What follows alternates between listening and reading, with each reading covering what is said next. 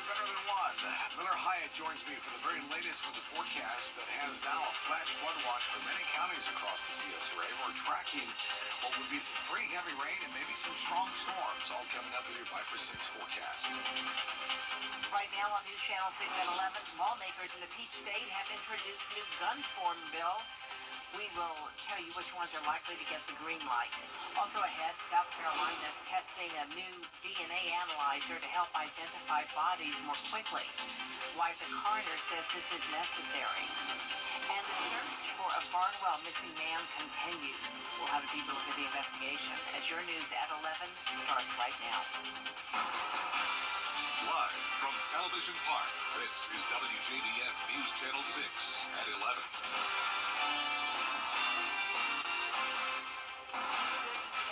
Jenny Montgomery, thank you so much for joining us tonight.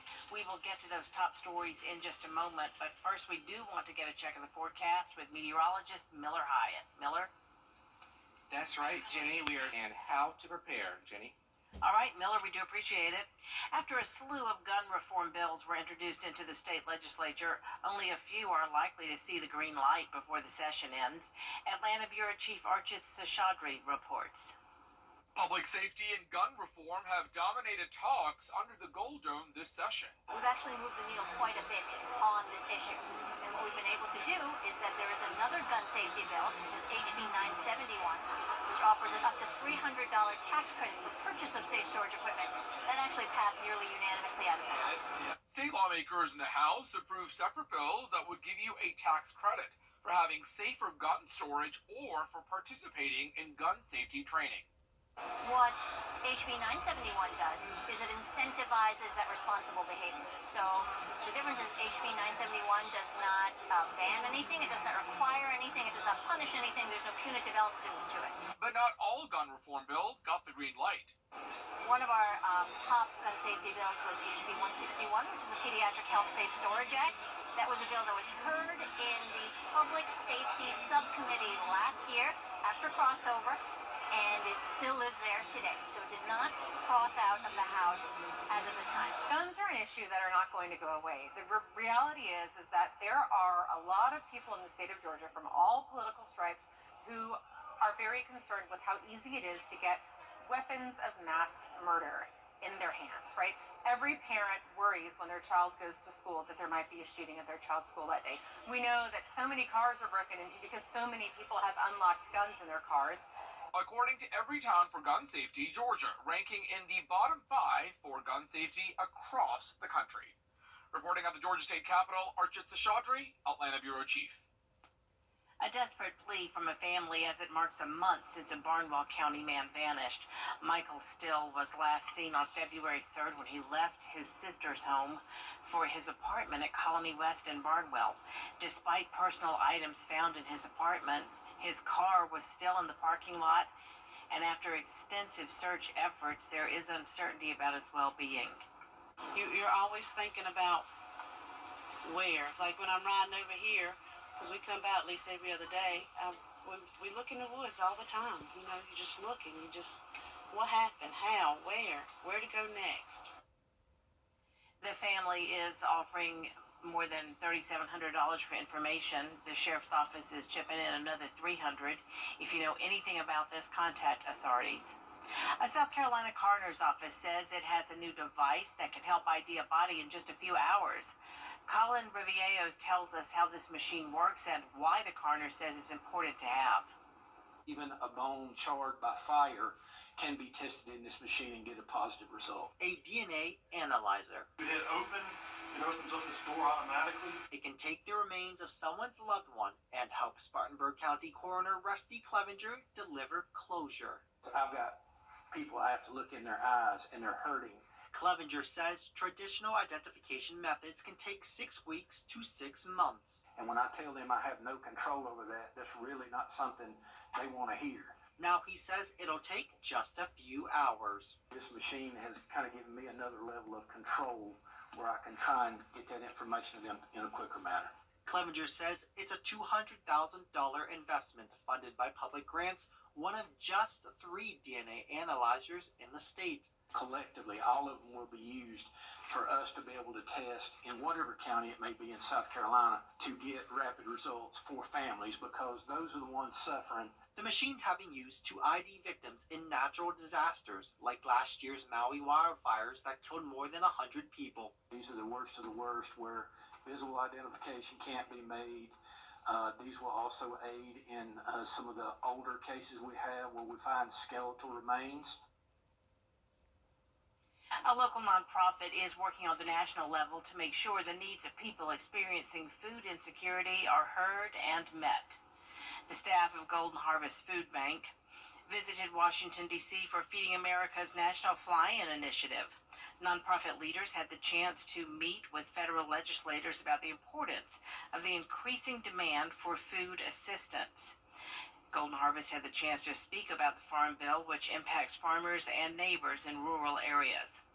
Our main goal was to talk about the importance of the Farm Bill and a strong Farm Bill, because it includes a lot of nutrition programs that really impact the inventory levels in our warehouses, as well as the SNAP program and other nutrition programs that impact our neighbors. To learn more about volunteer opportunities at Golden Harvest Food Bank, just like you see right there, go to our website, WJBF.com. We are focusing on the future of our own children on the next edition of the Means Report. We're talking to a local attorney, C.C. Stallings, who explains the importance of having a will and the risk of not having one. It can make all the difference when it comes to what happens to your estate once you're gone. Now, you did ask, what happens, if nobody does anything for the estate? Could it go to foreclosure, or could it go to tax sale? The answer is yes, it could, because if no one is appointed to handle the assets or the house, like mortgage payments or even payment of the taxes, you're gonna get liens and it's gonna end up in foreclosure. The importance of having a will, coming up Monday at 12:30 right here on News Channel 6. Up next on this broadcast, the ribbon cutting at Langley Pond. We'll take you to the ceremony in Warrenville. Your news at 11 continues.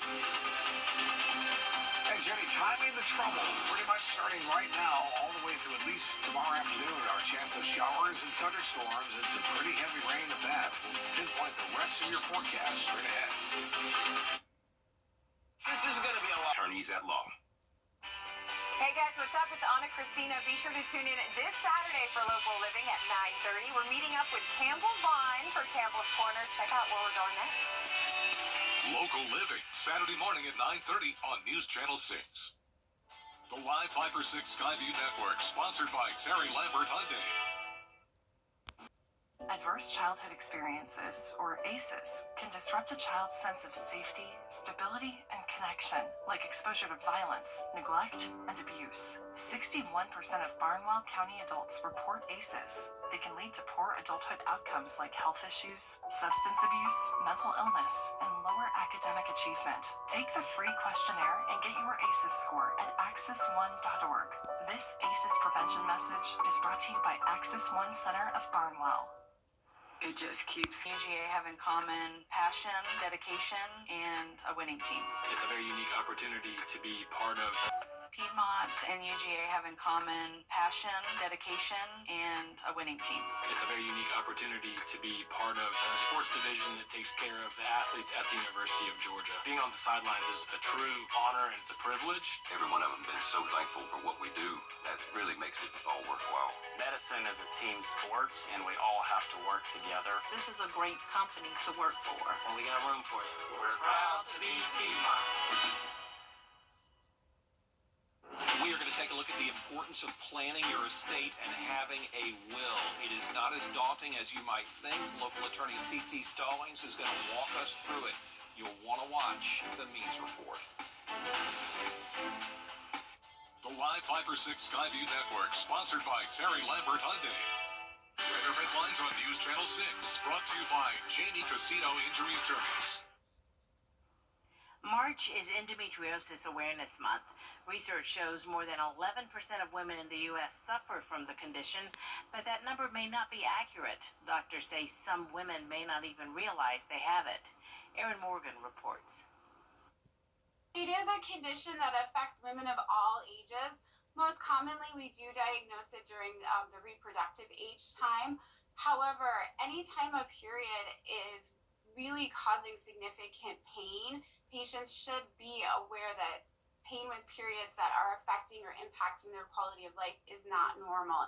For those unfamiliar, endometriosis is a chronic inflammatory condition that causes tissue similar to the lining of a woman's uterus to grow in other places within the pelvis and the abdomen.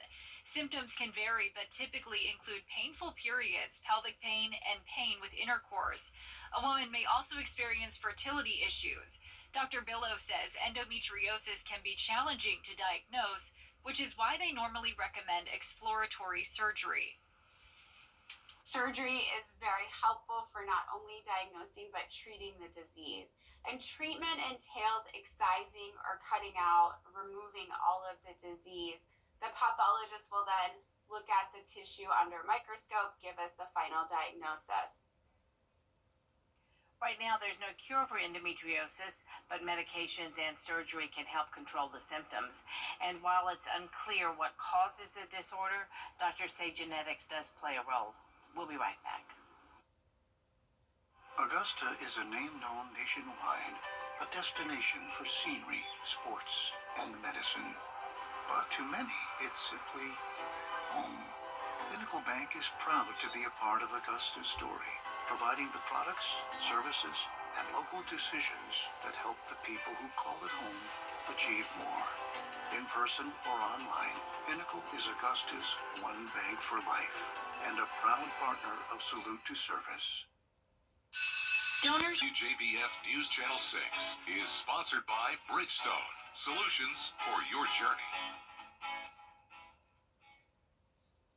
Now, WJBF sports coverage you can count on.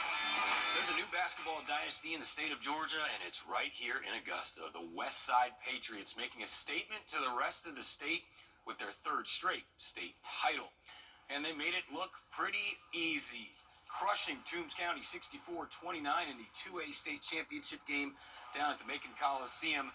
Only one of their playoff games, the Patriots did not beat their opponents by at least 30 points. And, well, Jerry Hunter had a lot of success at Laney, but when he came to Westside, he had a vision for this program. And now he has certainly built a dynasty. And with only 5 seniors graduating, I had to ask him about building and now maintaining that dynasty.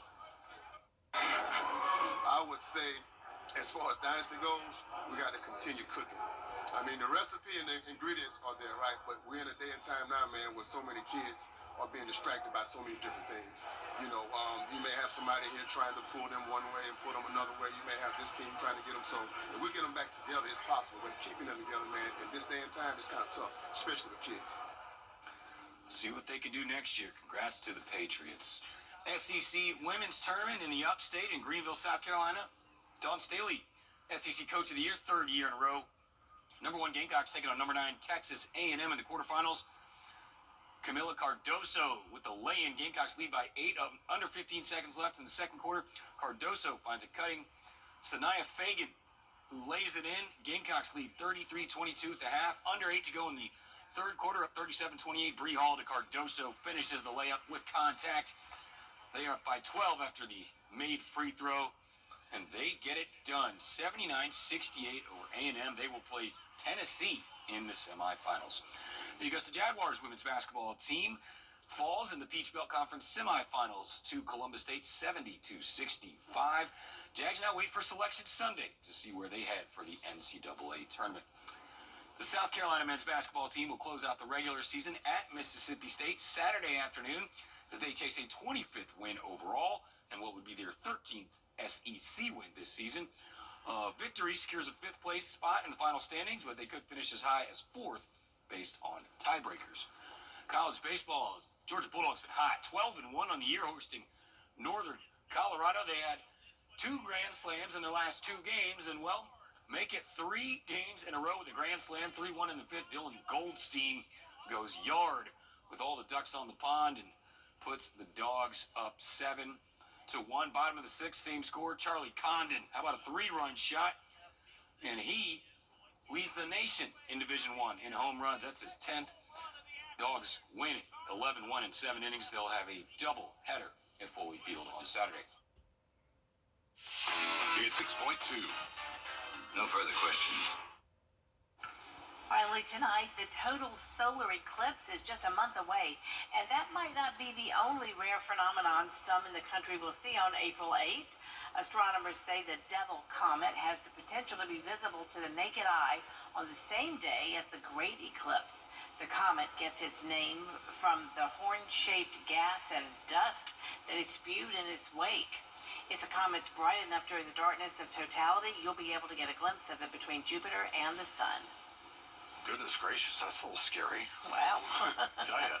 All right, our forecast is a Viper 6 alert day starting at midnight. We're tracking overnight showers and thunderstorms, some with very heavy rain, generating the potential of flooding and isolated tornadoes with some of these, especially tomorrow morning through early afternoon. We'll keep a very close eye on it. All right, thank you so much, Tim. Before we go, happy birthday to my son, Zach. Yeah. That's our report for now, everybody. Thanks for watching. Our next news is at 7 a.m. with Sean Capital.